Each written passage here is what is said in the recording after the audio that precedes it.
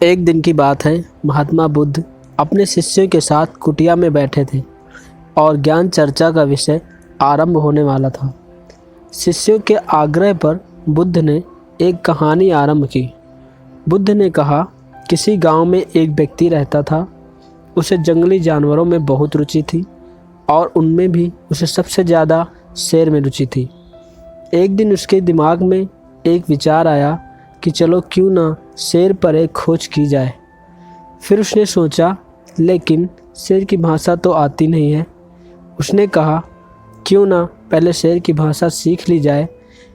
लेकिन शेर की भाषा सीखना भी इतना आसान तो था नहीं। उसने बहुत मेहनत की। वो कई सालों तक जंगलों में रहा। वो जंगलों में बहुत दिनों तक भटकता रहा। वह दूर दूर से शेरों को देखता था और इस तरह लगभग 10-15 साल बाद वो शेर की भाषा बोलना सीख गया। फिर क्या, अब चूंकि वो शेर की भाषा बोल सकता था, इसलिए अब वो खोज करने के लिए सबसे पहले शेर के छोटे छोटे बच्चों के पास गया। शेर के बच्चे खेलने में व्यस्त थे। उसने उनको रोका और उनसे पूछा, अच्छा ये बताओ, क्या तुमको पता है आत्मा क्या होती है? शेर के बच्चे बोले, ये क्या होता है? उस व्यक्ति ने पूछा, भगवान के बारे में जानते हो? वे बोले, नहीं मालूम। अच्छा ये बताओ, तुम्हारा धर्म क्या है? बच्चे बोले, नहीं पता। फिर उसने पूछा, तुम्हारी परंपरा क्या है? बच्चे बोले, हमें कुछ नहीं पता, हम तो बच्चे हैं। आप ऐसा कीजिए, किसी बड़े से पूछिए, उनको शायद पता हो। उस व्यक्ति ने कहा, हाँ ये बात सही है।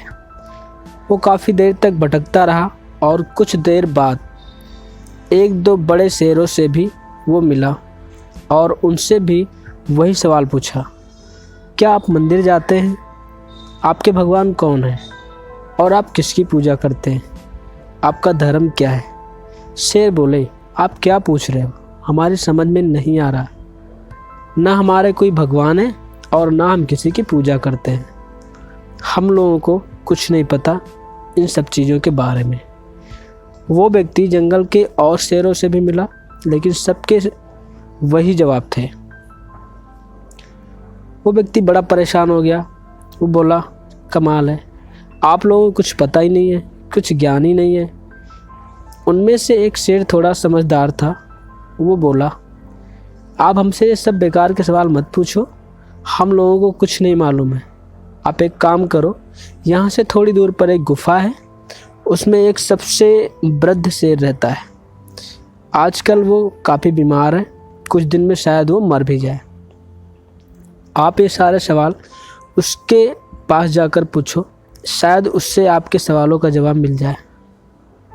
वो व्यक्ति उस गुफा की ओर गया जहाँ वो वृद्ध शेर पड़ा हुआ था। वहाँ पहुंचकर एक बार फिर से उसने वही सवाल उस वृद्ध शेर से पूछा कि क्या तुम आत्मा के बारे में जानते हो? तुम्हारा भगवान कौन है? तुम किसकी पूजा करते हो और तुम्हारा धर्म क्या है? ये सवाल सुनकर वो शेर बहुत ज़ोर से हंसा और बोला, आप जो सवाल पूछ रहे हैं, मैंने ये सवाल बहुत सालों पहले मनुष्यों की किताब में सुने हैं। मनुष्य ये सवाल काफ़ी पूछता है, लेकिन सच कहूँ तो ये सवाल सुनते ही समझ में आ गया कि जीवन जीने में इन सवालों के जवाब कहीं बाधा नहीं डाल रहे हैं और फिर इन सवालों का मनुष्य के जीवन से कोई लेना देना भी नहीं है। तो फिर आप इन चक्करों में क्यों पड़े हो? उस व्यक्ति को समझ आ गया कि ये शेर सही कह रहा है। केवल मनुष्य ही इन चक्करों में पड़ा है और सबसे ज़्यादा दुखी भी वही है, ना कि पशु पक्षी। ये कहानी बुद्ध अक्सर सुनाया करते थे। जब कभी भी कोई व्यक्ति उनसे भगवान या आत्मा के बारे में पूछता था, बुद्ध उससे कहते थे कि क्या वास्तव में भगवान के बिना आपका कोई काम अटक रहा है?